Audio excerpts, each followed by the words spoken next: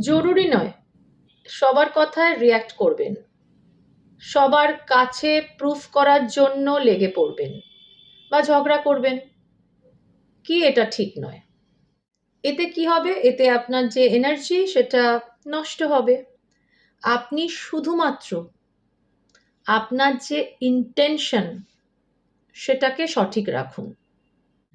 আর যদি কখনো প্রয়োজন পড়ে তাহলে কাউকে আপনার যে কথা বা যেটা আপনি বলতে চাইছেন সেটা খুব পোলাইটভাবে, সাবধানে, ধীরে সুস্থে বুঝিয়ে বলুন।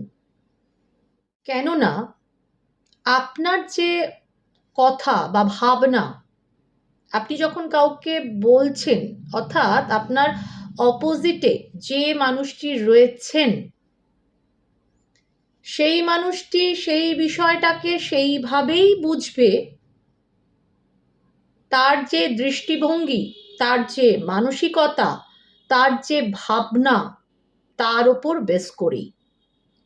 সেই মানুষটাকে কিন্তু আপনি বদলাতে যাবেন না, কারণ তার দৃষ্টিভঙ্গি, তার মানসিকতা, তার ভাবনা অনুযায়ী সে কিন্তু ব্যাখ্যাটা সেইভাবেই করবে।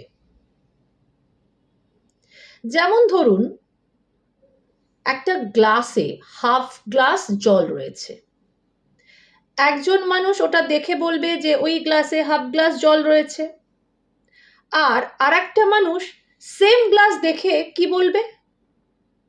ওই গ্লাসটি হাফ খালি রয়েছে।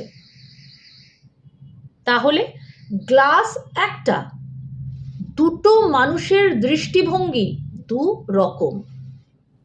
কি বুঝলেন? আমি পারমিতা দত্ত। আমার চ্যানেল লোটাস কসমিক রেস যদি ভালো লেগে থাকে তাহলে একটা সাবস্ক্রাইব করতে একদম ভুলবেন না।